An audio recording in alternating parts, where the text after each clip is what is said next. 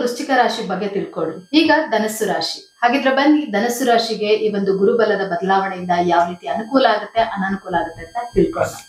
Madam, ಇಷ್ಟೊತ್ತು ವೃಶ್ಚಿಕ ರಾಶಿ ಬಗ್ಗೆ ತಿಳ್ಕೊಡ್ರಿ. ಈಗ ಮುಂದಿನ ರಾಶಿ ಧನಸ್ಸು ರಾಶಿ. ಈ ಒಂದು ಧನಸ್ಸು ರಾಶಿಯಲ್ಲಿ ಒಂದು ಗುರುಬಲ ಬದಲಾವಣೆಯಿಂದ ಯಾವ ರೀತಿ ಅನುಕೂಲ ಆಗುತ್ತೆ ಅನಾನುಕೂಲ ಆಗುತ್ತೆ ಅಂತ ತಿಳಿಸ್ಕೊಡ್ರಿ. ಖಂಡಿತ. ನೋಡಿ, ಧನಸ್ಸು ರಾಶಿಗೆ ಅಧಿಪತಿನೇ ಗುರು. ಧನಕಾರಕನಾಗಿರುವಂತಹ ಗುರು ಧನಸ್ಸು ರಾಶಿಗೆ ಅಧಿಪತಿ. ಹಾಗಾಗಿ ಆ ಅಧಿಪತಿಯಾದಂತಹ ಗುರು ಅಂದ್ರೆ ನಾವೊಂದೊಂದು ರಾಶಿಗೂ ಒಂದೊಂದು ಅಧಿಪತಿ ಅಂತ ಇರುತ್ತೆ. ಅದೇ ಧನಸ್ಸು ರಾಶಿಗೆ ಗುರು ಅಧಿಪತಿ, ಬೃಹಸ್ಪತಿನೇ ಅವನೇ ಅಧಿಪತಿ. ಹಂಗಾಗಿ ಧನಸ್ಸು ರಾಶಿಯಲ್ಲಿ ಯಾರೆಲ್ಲ ಹುಟ್ಟಿರ್ತಾರೆ ಅವ್ರಿಗೆ ಮಾರ್ಗದರ್ಶನದ ಹಾದಿಯಲ್ಲಿ ಇರ್ತಾರೆ. ಅಂದ್ರೆ ಸ್ಪಿರಿಚುವಲ್ ಆಗಿರ್ತಾರೆ ತುಂಬಾ. ಅವರು ಮಾರ್ಗದರ್ಶನದ ಹಾದಿಲೇ ನಡೆಯೋರು. ಧನಸ್ಸು ರಾಶಿಯಲ್ಲಿ ಯಾರೇ ಇರ್ಬೋದು, ಅವ್ರು ನೋಡಿ ಸ್ಪಿರಿಚುವಲ್ ಮಾತುಗಳು ಜಾಸ್ತಿ, ಅಥವಾ ಆಧ್ಯಾತ್ಮಿಕ ಚಿಂತನೆಗಳು ಜಾಸ್ತಿ ಅವರಲ್ಲಿ, ಅಥವಾ ಜ್ಯೋತಿಷ್ಯರಾಗಿರ್ಬೋದು, ಅಥವಾ ಒಳ್ಳೆ ಮಾತುಗಾರರಾಗಿರ್ಬೋದು. ಈ ರೀತಿ ಒಂದು ಮಾರ್ಗದರ್ಶನ, ಸ್ಕೂಲ್ ನಡೆಸುವಂತರಾಗಿರ್ಬೋದು. ಈ ರೀತಿ ಎಲ್ಲ ಧನಸ್ಸು ರಾಶಿಯಲ್ಲಿ ಇರ್ತಾರೆ. ಯಾಕಂದ್ರೆ ಧನಸ್ಸು ಬಿಲ್ಲು ಬಾಣವನ್ನ ಹಿಡಿದಂತವನು. ಬಿಲ್ಲು ಬಾಣ ಯಾರು ಹಿಡಿದಿರೋದು? ಯಥೇಚ್ಛವಾಗಿ ಬಿಲ್ಲುಲಿ ಏಕಚಕ್ರಾಧಿಪತ್ಯ ಸಾಧಿಸ್ತವನು ಯಾರು? ಅರ್ಜುನ ಅಲ್ವಾ? ಸೊ ಹಾಗಾಗಿ ಧನುಸ್ಸು ರಾಶಿಯವರು ಬಿಟ್ಟ ಬಾಣ ಇಟ್ಟ ಗುರಿ ಯಾವುದೇ ಕಾರಣಕ್ಕೂ ತಪ್ಪೋದಿಕ್ ಸಾಧ್ಯನೇ ಇಲ್ಲ. ಯಾಕಂದ್ರೆ ಅವರು ನೇರ ಗುರಿ ಇರೋದ್ರಿಂದ ಆ ಬಿಟ್ಟ ಬಾಣ ಏನಿದೆ ನೇರವಾಗಿ ಹೊಡಿಬೇಕು. ಆ ರೀತಿ ತಮ್ಮ ಗುರಿಗಳ ಕಡೆ ಗಮನವನ್ನ, ತಮ್ಮ ಗುರಿಗಳ ಕಡೆ ತಮ್ಮ ಗಮ್ಯವನ್ನ ಸಾಧಿಸೋರು ಏನಾದ್ರು ಇದ್ರೆ ಅದು ಧನುಸ್ಸು ರಾಶಿಯವರು. ಅದೇ ಧನುಸ್ಸು ರಾಶಿಯ ಅಧಿಪತಿಯಾದಂತಹ ಗುರು, ಸುಖಸ್ಥಾನಾಧಿಪತಿಯಾದಂತಹ ಗುರು, ಚತುರ್ಥಾಧಿಪತಿ ಅಂತ ಏನ್ ಕರಿತೀವಿ, ಮಾತೃ ಕುಟುಂಬ ಅಂತಾನು ಏನ್ ಕರಿತೀವಿ, ಅದರ ಅಧಿಪತಿಯಾದಂತಹ ಗುರು ಸಪ್ತಮ ಭಾವದಲ್ಲಿದ್ದ, 7ನೇ ಭಾವದಲ್ಲಿ ಇದ್ದು 7ನೇ ದೃಷ್ಟಿಯನ್ನ ನಿಮ್ಮ ಮನೆಗೆ ಕೊಡ್ತಾ ಇದ್ರಿಂದ ಎಲ್ಲ ಸಕಲ ಕಾರ್ಯಗಳಲ್ಲೂ ಕೂಡ ಯಶಸ್ಸನ್ನ ಸಾಧಿಸ್ಕೊಂಡ್ಬಂದಂತವ್ರು ಇಲ್ಲೋ ಒಂದು ಸ್ವಲ್ಪ 2 ತಿಂಗಳು ಈ ಧನಸ್ಸು ರಾಶಿಯವರು ಹುಷಾರಾಗಿರ್ಬೇಕಾಗತ್ತೆ. ಪರವಾಗಿಲ್ಲ, ದೀಪಾವಳಿ ಕತ್ತಲು ಸ್ವಲ್ಪ ನಿಮ್ಮನ್ನ ಆವರಿಸಿದ್ರು ಕೂಡ ಮುಂದೊಂದ್ ದಿನ ಬೆಳಕನ್ನ ಚೆಲ್ಲುವಂತಹ ಸಮಯ ಬಂದೇ ಬರುತ್ತೆ. ಹಾಗಾಗಿ ಕೇರ್ಫುಲ್ ಆಗಿರ್ಬೇಕಾಗತ್ತೆ ಧನಸ್ಸು ರಾಶಿಯವರು. ಯಾಕಂದ್ರೆ 8ನೇ ಮನೆಗೆ ಹೋಗ್ತಾ ಇದ್ದಾನಲ್ವಾ, ಅಷ್ಟಮಾಧಿಪತಿ ಅಂತ ಕರಿತೀವಿ. ಆಯುಸಿಗೆ ಅಧಿಪತಿ 8ನೇ ಮನೆ.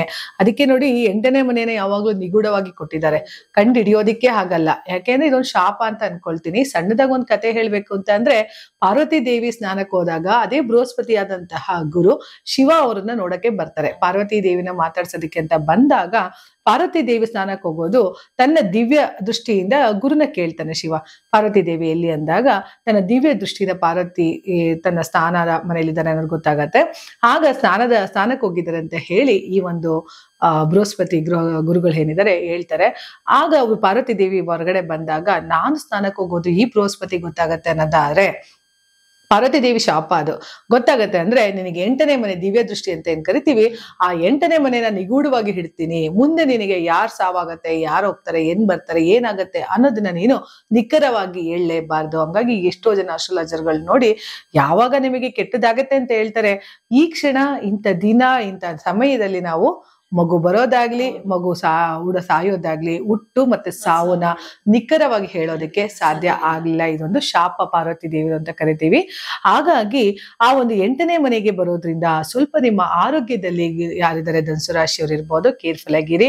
ನಿಮ್ಮ ಆರೋಗ್ಯವನ್ನ ನೋಡ್ಕೋಬೇಕಾಗತ್ತೆ. ಹಾಗೆ ತಾಯಿಯ ಆರೋಗ್ಯದಲ್ಲಿ ವ್ಯತ್ಯಾಸಗಳು ಉಂಟಾಗೋದ್ರಿಂದ ತಾಯಿಯ ಆರೋಗ್ಯದ ಬಗ್ಗೆಯೂ ಕೂಡ ಎಚ್ಚರಿಕೆ ಇರಲಿ. ಜೊತೆಗೆ ಒಂದು ಮನಸ್ತಾಪಗಳು ಏನಿರುತ್ತೆ ಅದು ಸ್ವಲ್ಪ ಯಥೇಚ್ಛವಾಗುವಂಥದ್ದು, ಅಥವಾ ಎಲ್ಲೋ ಒಂದು ಕಡೆ ನಿಗೂಢವಾಗಿ ಶತ್ರುಗಳು ನಿಮ್ಮನ್ನ ಕೆಲಸ ಸಾಧಿಸೋಕ್ಕೋಸ್ಕರ ಕಾಯ್ದು ನಿಮ್ಮನ್ನ ಏನೋ ಒಂದು ರೀತಿ ತೊಂದರೆಗಳನ್ನು ಕೊಡುವಂಥದ್ದು ಆಗ್ತಾ ಹೋಗೋದ್ರಿಂದ ಧನಸ್ಸು ರಾಶಿಯವರು ಸ್ವಲ್ಪ ಕೇರ್ಫುಲ್ ಆಗಿರ್ಬೇಕಾಗತ್ತೆ.